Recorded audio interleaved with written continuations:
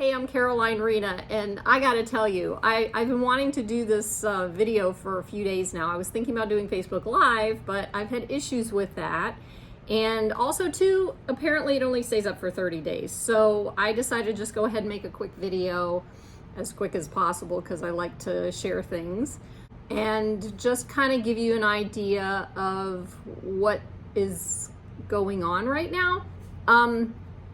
Personally, obviously, this group has been like a catalyst for me in healing, and I notice things, while I'm watching people, and I've even seen a lot of shifting within the group, which is wonderful.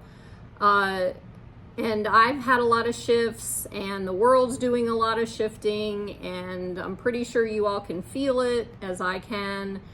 And I think one of the main things I wanted to come and talk to you guys about is the fact that, and not everybody's going to agree with me with anything that I say, and that's okay. Or you may agree with everything, and that's okay too. I'm just coming with my understanding of my experience throughout these past 30 years. And mostly within this 8 years of this dark night of the soul, but the biggest part of this has been going on for the last 4 years. And I believe from my research and my watching other people's videos and things like that, that there's a lot of dark nights of the soul over the last 4 years. So I think actually they probably started somewhere around 2019, not really like in our face until 2020, with the pandemic, and to kind of open our eyes to the fact that the world is shifting and we are in a new age. And, what I've noticed, for example, is, a lot of the older generation, now I just turned 60, so I'm almost there, but I don't feel that. So, so it's like, and I notice a lot of people who are on the similar path don't really feel old. So old is just a mindset, but what I've come across is the fact that there's a lot of people in the older generation who are having a challenge because most of the people who are around their age group don't know this stuff. They don't get it. There were like little snippets of souls that were dropped on this earth to help out, to start the awakening revolution. And these people, some of them have gotten further along, and they were able to start doing their work sooner. And then there are some, I have a really dear friend of mine who's 78, who is, she's a hippie. And the hippie generation kind of opened all of this stuff up for us. But what's happening, I just have to, it's just something that's like wanting to come out. And again, this is not, no intention to offend. This is my experience. If you have experienced similar things, great. If you haven't, maybe just take a look into it and see what's going on, because you're here for a reason and you know that there's something going on. But if you completely shut, anything you hear down, then you're not giving yourself an opportunity to explore it and see if it really does resonate. Because a lot of times when we start to actually look into things and we become curious and they do start resonating, it's connecting to a deeper part of our soul that we haven't, as humans in this lifetime, may not have gotten to connect with yet. And I'm noticing these things. There's so many things I'm noticing. I mean, there's like all this stuff I want to talk about, and I don't really know how to, I didn't lay it out or anything, so I'm not sure what's going to come out. But first of all, the research that I've been doing, I watch other videos, I research online, I go through information from like Greg Braden and a lot of other like archaeologists and people who are doing research on, the earth and what we were taught back in the day as to, and even somewhat now, I believe, when civilization started, all this stuff. And it's turning out that a lot of that stuff was incorrect. And a lot of the systems, which this is just my own research and experience. Again, I ask that, you start looking at that information, but isn't it obvious that these systems that were built so long ago are breaking. And we're talking about, the government, obviously with politics, which I choose to kind of stay in the middle and watch both sides and see what happens. I just don't have the capacity anymore to deal with a lot of that stuff. And then, of course, the educational system, ranging from what we're being taught, what our kids are being taught, to the fact that, people have these exorbitant college loans that they have to pay back. And a lot of kids nowadays are like, well, why would I even want to go to college when you got that loan to pay back? And first of all, jobs don't look the same way that they used to.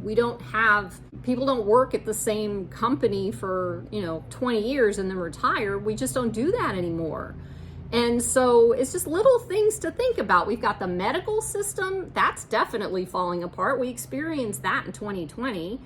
And then the challenge with all of this is that, first of all, we've been programmed, especially my generation and before, more so because we didn't know any better, and we didn't know what to do. But there were some of us, like me, who came in and were like, wait, this doesn't make any sense, so we were part of that similar group of younger people, younger generations now, that we're doing the same, but ours was a different variation of it. Like, a lot of the younger generations are coming in more aware, and we can go all night talking about how awful millennials are and how awful, all these kids are, but hear me out. I drove for Uber and I had some of these highly, highly, highly aware and intelligent beings in my car that were millennials and that were younger. And they didn't show me any indication that they were just stuck with their video games. In fact, it was interesting because when they got in the car and I could tell the difference, they wouldn't go on their phone. They would immediately start having a conversation with me because they would be like, oh, I feel your energy and I didn't want to get on my phone. I just wanted to talk. I wanted to have a conversation with you. And I'm like, okay, and the ranges, this is what I'm noticing. The ranges are going from 12-year-olds, that's what I saw in my car when I was driving for Uber, all the way up to, I want to say about 60, 62, something like that. I always consider stuff like that, like when our energy is a certain level, we kind of attract those types of people into our world. So that's what I think was happening. But it was a very interesting and wonderful experience. And I just, I'm a puzzle person. I love to piece things together. If something doesn't fit right, I like to understand why. So I do my research. As I was going through my own healing journey, I did my research on myself and the things that worked for me to do the healing work. And, I've mentioned a lot of this stuff throughout the last few months in this group. And I really feel like this is the most important thing that I've recovered from all of this. Dark nights of the soul are meant to happen to us. It is the universe's, or whatever whatever that is. It's their way of raising our frequency and the vibration.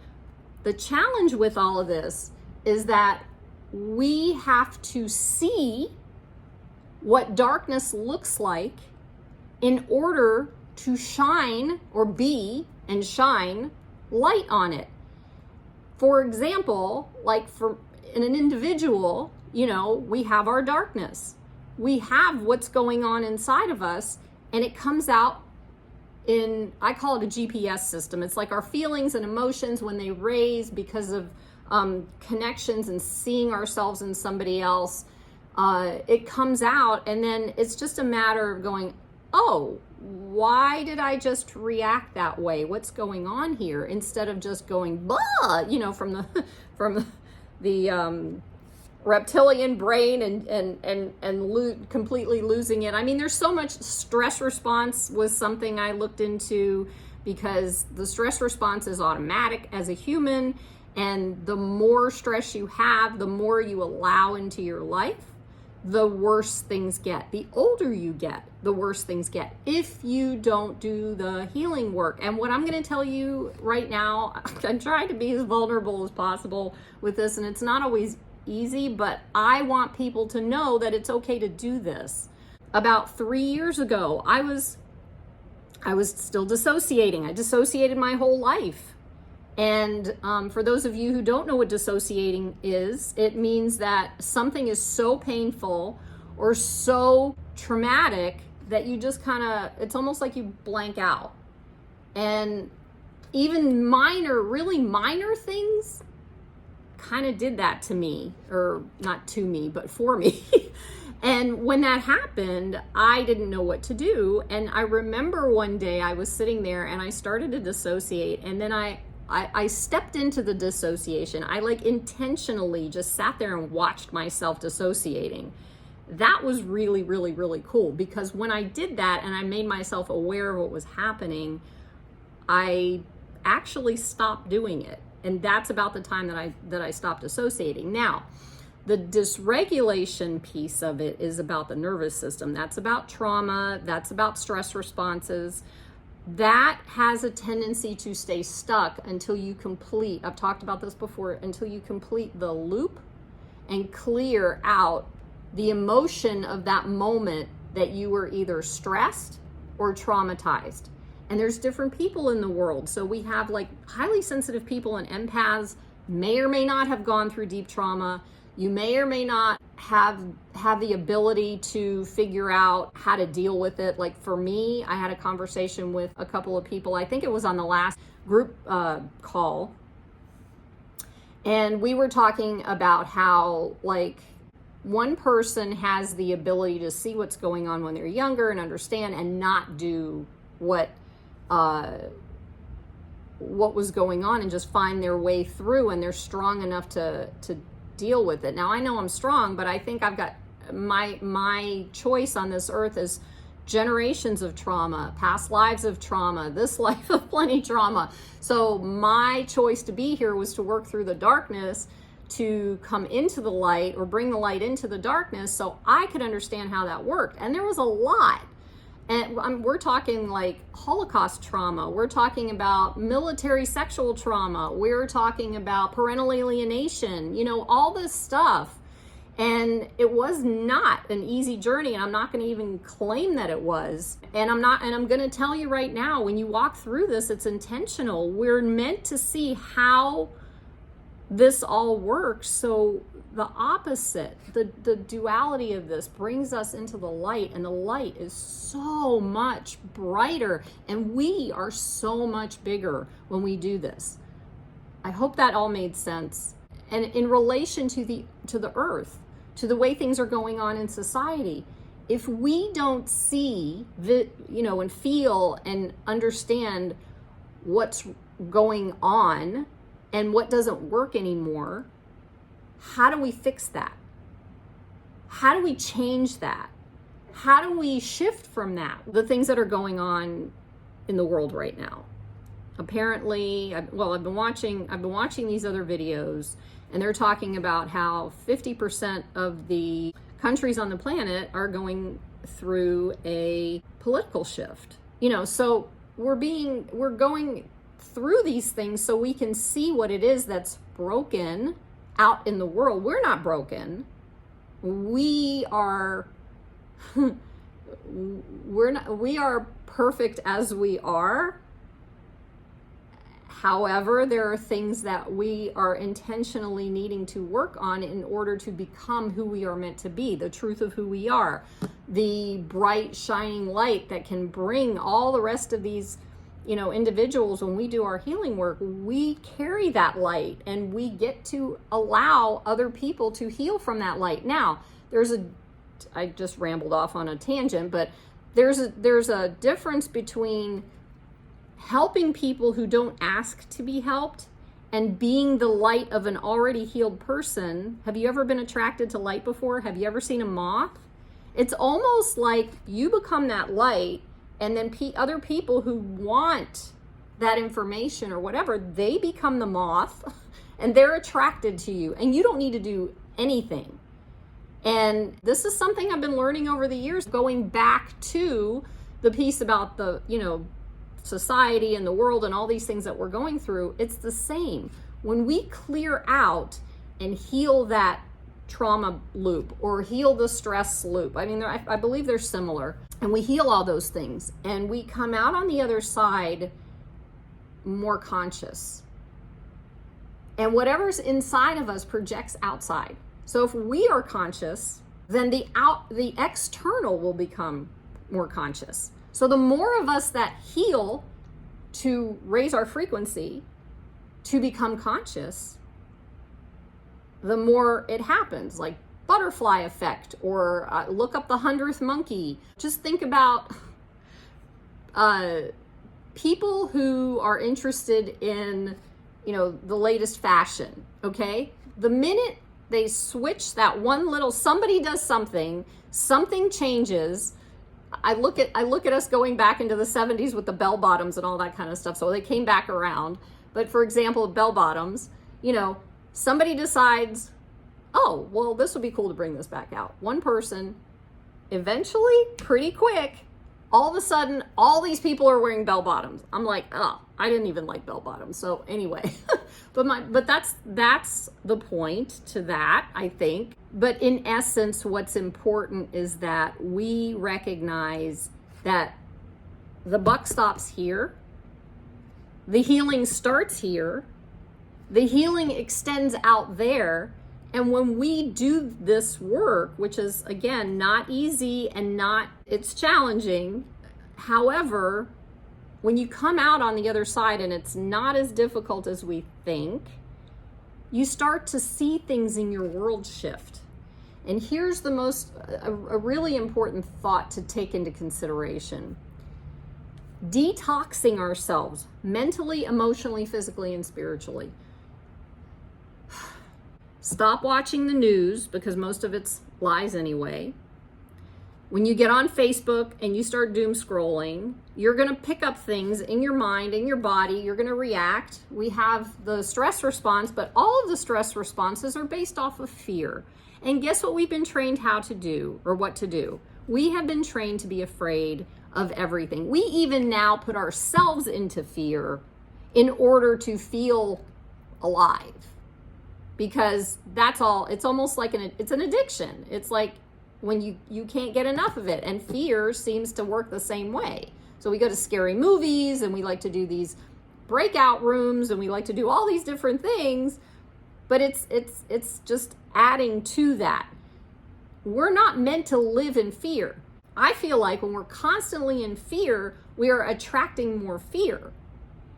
I've done this. I still sometimes do this. I notice, I pay attention to this stuff now, and it's like, I choose not to do this anymore. And it took me a long time to get to this place, believe me. So fear gets to be healed as well. And fear is not something that you just really heal the same way you would as anger or sadness or something, because anger and sadness kind of relate more to grief. With fear is part of our makeup, our nervous system makeup, because we are living in fear. And those that understand how our psychology works and how our minds work and how all this stuff works,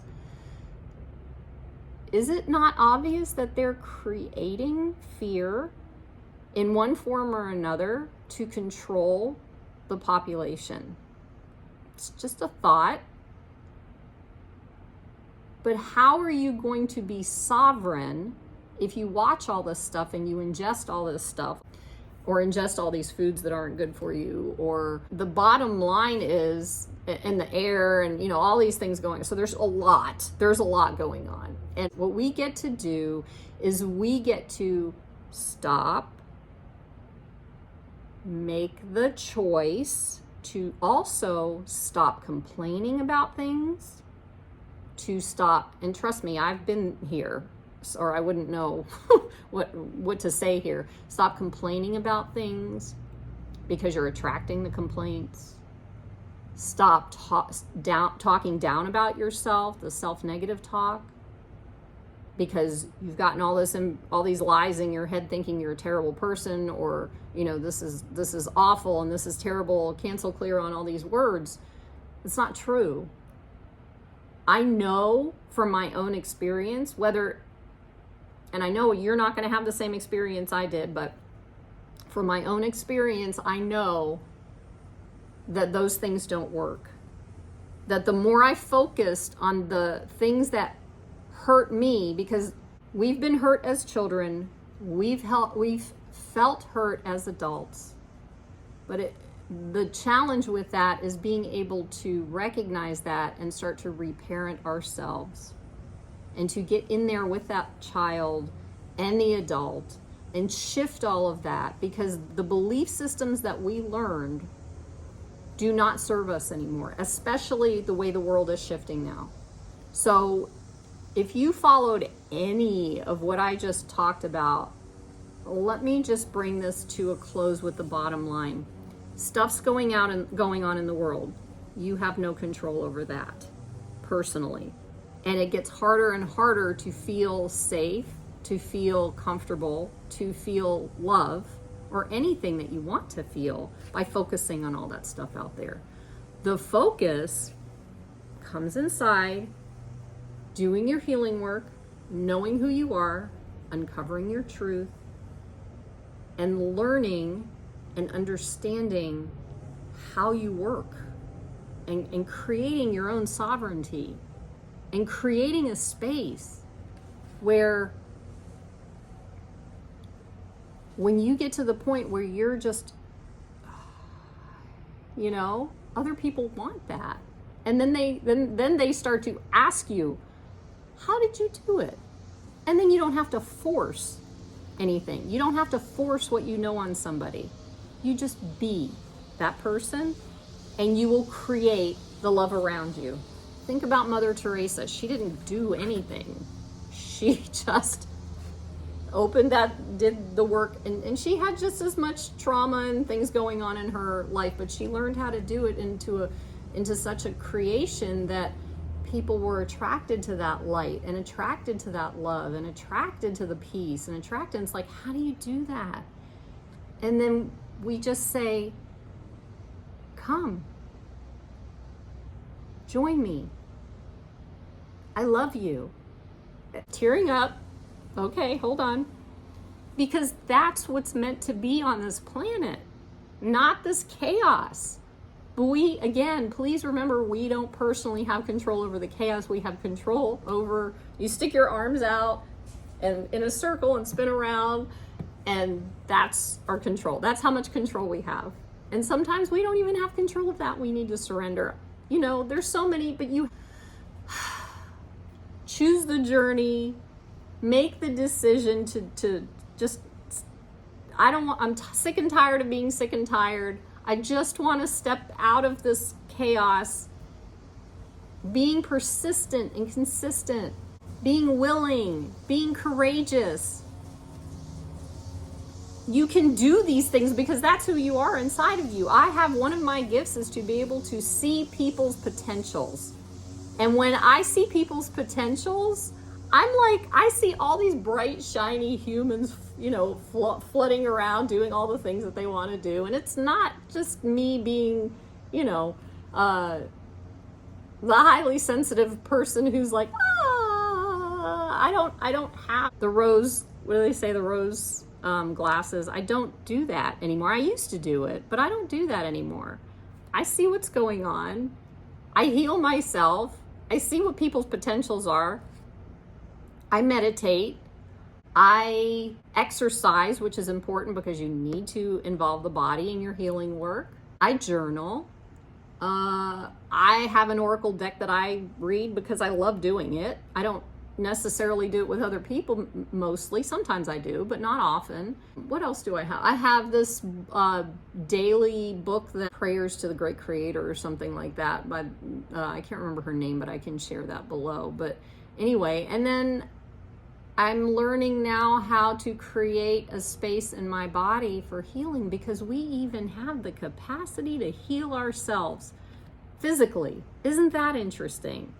And it's all based off of releasing the belief systems, connecting the brain to the heart. The heart has just as much understanding about, if not more, understanding about who we are as the brain does. So just go out there and start looking. Start asking questions. Start finding things that resonate with you. I can offer suggestions, but it doesn't necessarily mean that they'll work for you. You can try it, and if it doesn't, then you go from there, because it's interesting, it's following the trail, right?